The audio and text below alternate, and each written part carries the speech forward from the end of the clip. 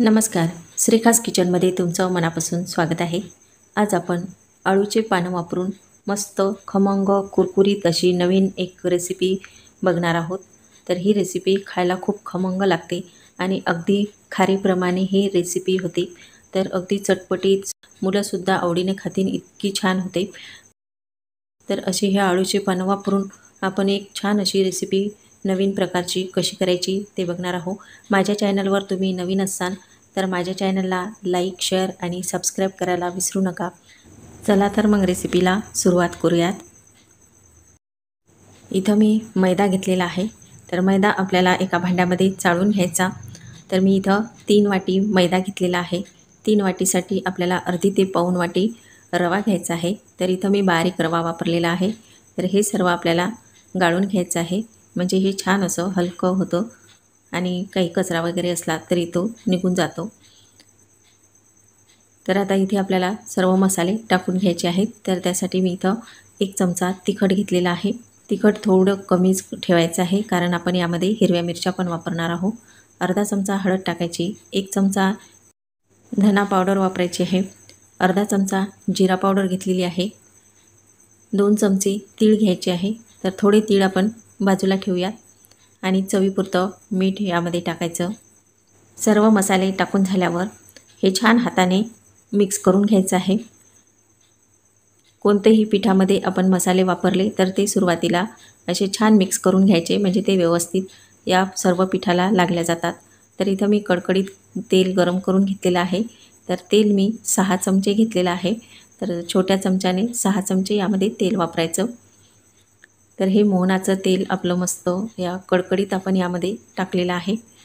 तर आता हे आपल्याला सर्व पिठाला तेल चोळून घ्यायचं आहे. असं चोळून घेतल्यामुळं आपली जी रेसिपी आपण बनवणार आहोत तर ती छान अशी कुरकुरीत होते. तर आता हे सर्व पीठ आपलं मस्त तयार झालं आणि हे पीठ आपल्याला थोडा वेळ बाजूला ठेवायचं आहे.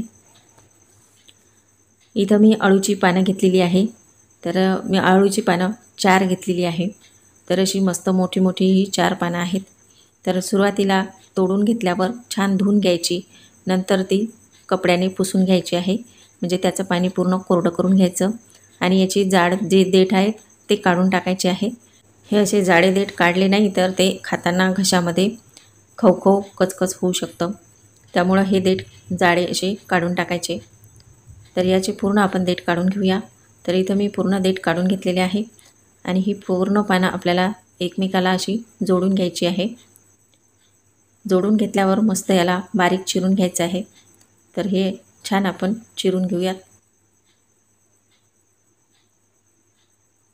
तुम्ही जितके बारीक करसाल तेवढे बारीक करू शकता किंवा जाड पण ठेवू शकता, कारण आपल्याला हे मिक्सरला सुद्धा बारीक करून घ्यायचे आहेत. तर हे सर्व इथे चिरून घेतल्यावर एका मिक्सरच्या भांड्यामध्ये आपण टाकून घेऊयात. तर मी इथे आबडधोबड अशी ही पानं चिरून घेतलेली आहे आणि आता आपल्याला ही मिक्सरच्या भांड्यामध्ये टाकून घ्यायची आणि यामध्ये आणखी आपल्याला दुसरं साहित्यसुद्धा टाकायचं आहे याबरोबर. तर इथं मी 7-8 लसणाच्या पाकळ्या घेतलेल्या आहेत. 2 हिरव्या मिरच्या यामध्ये आपल्याला कट करून टाकायच्या. आधी आपण तिखट या पिठामध्ये वापरलेलं आहे, त्यामुळं मिरच्या थोड्या जपून टाकायच्या किंवा तुम्ही नुसत्या मिरच्या घेतल्या तरी चालू शकतं. यामध्ये मस्त अशी कोथिंबीर टाकायची. कोथिंबीर मी काड्यासहित घेतलेली आहे आणि इथं चिंचेचं पाणी अर्धी वाटी घेतलेलं आहे.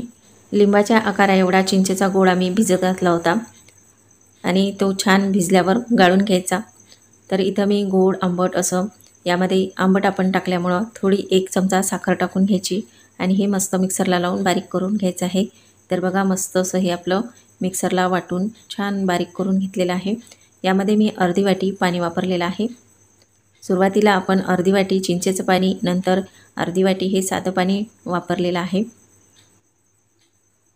तर आता हे अशा पद्धतीचं आपलं मिश्रण तयार झालं. तर आता हे पिठामध्ये आपल्याला हे सर्व टाकून घ्यायचं आहे. पाणी कमी जास्त जसं हवं तसं करू शकता. एकदमसुद्धा हे टाकायचं नाही, अंदाज घेऊन पूर्ण पाणी टाकायचं आहे, नाहीतर हे पातळ होऊ शकतं. तर आता हे पाण्याचं परफेक्ट प्रमाण आहे, त्यामुळं मी सर्व इथे टाकून घेतलेलं आहे पाणी आणि याचा मस्त असा गोळा मळून घ्यायचा आहे. तर असा घट्टसर गोळा मळायचा आहे। गोळा मळताना पातळ झाला तर यामध्ये आणखी मैदा तुम्ही टाकू शकता किंवा रवासुद्धा टाकू शकता। तर आता हा घट्टसर गोळा मळून तयार झालेला आहे। तर आपण 10 मिनिटासाठी हे झाकून ठेवणार आहोत। तर 10 मिनिटं झालेली आहे आणि गोळा छान असा मऊसूत झालेला आहे। याला आणखी थोडंसं मैदा लावून मळून घ्यायचं, म्हणजे याला पाणी सुटतं, त्यामुळे थोडा मैदा टाकून मळून घ्यायचं आहे। आणि यामधला थोडासा गोळा घेऊन आपल्याला हे लाटून घ्यायचं आहे। तर याला दोन्ही बाजूनी मस्त मैदा लावून घ्यायचा आहे आणि ही अगदी पातळ अशी पोळी लाटून घ्यायची आहे याची।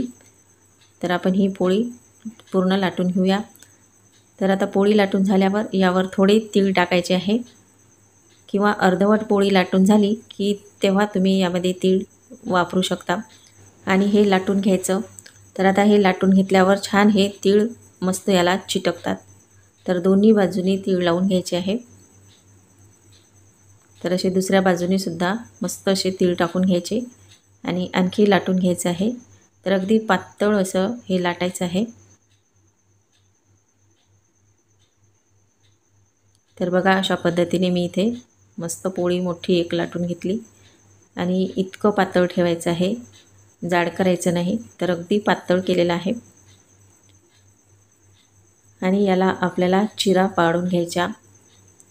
तर अशा पूर्ण आपण चिरा पाडून घेऊयात।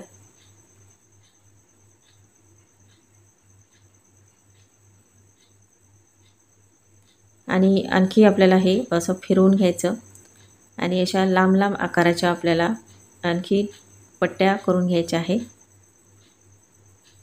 तर बघा अशा पद्धतीने मी इथं लांब लांब अशा पट्ट्या करून घेतलेल्या आहेत। किंवा तुम्ही साधे असे शंकरपाळीसारखे सुद्धा करून घेऊ शकता, तर त्या आकाराचे सुद्धा छान दिसतात। आणि जशी तुम्हाला याची डिझाईन करायची तशी डिझाईनसुद्धा करू शकता। तर इतकी छान आणि मस्त होतात। तर अशा पद्धतीने आपल्याला सर्व करून घ्यायचे आहे। अगदी विकत कुरकुरे मिळतात ना, तर तशा पद्धतीने मस्त याच्या पट्ट्या तयार होतात आणि दिसायला पण ते खूप छान दिसतात। अशाच आपण सर्व पट्ट्या तयार करून घेऊया। तर मी इथे तेल गरम करायला ठेवलेलं आहे। तेलामध्ये आपल्याला हे टाकून घ्यायचं। तेल सुरुवातीला गरम करायचं आणि नंतर मध्यम गॅसवर मस्त हे तळून घ्यायचे आहेत। अगदी कुरकुरीत असे हे तळून घ्यायचे। तर हे खायलासुद्धा खूप छान लागतात। मुलंसुद्धा आवडीने खातील, इतके मस्त लागतात। अगदी चटपटीत हे खारे शंकरपाळे जसे बनवतो आपण त्या पद्धतीने हे मस्त लागतात आणि कोणाला कळणारसुद्धा नाही की आपण हे आळूच्या पानाचे बनवलेले आहेत। तर बघा अशी मस्त कुरकुरीत तळून घ्यायचे आहे। तर आता हे तळून झालेले आहेत, काढून घेऊयात। याचा आवाजही बघा किती छान असा कुरकुरीत येत आहे। तर अशा पद्धतीने सर्व आपल्याला कुरकुरे तळून घ्यायचे आहे। तर बघा इथे सर्व आपले तळून झालेले आहेत आणि अगदी मस्त असे कुरकुरीत झालेले आहेत। तर बघू शकता याचा आवाजही छान असा कुरकुरीत झालेला आहे आणि खायला तर एकदम मस्त झालेले आहेत। अळूच्या पानाची ही रेसिपी मी पहिल्यांदाच करून बघितली आहे। तर चला म्हटलं काहीतरी वेगळं करूयात। तर अशी ही रेसिपी छान झालेली आहे आणि सर्वांना खूप आवडली। करतानाच माझी अर्धी खतम झालेली आहेत। तर अशाच पद्धतीने काहीतरी वेगळं तुम्ही पण नक्की ट्राय करून बघा आणि असेच नवनवीन व्हिडिओ पाहण्यासाठी माझ्या चॅनलला सबस्क्राईब करायला विसरू नका।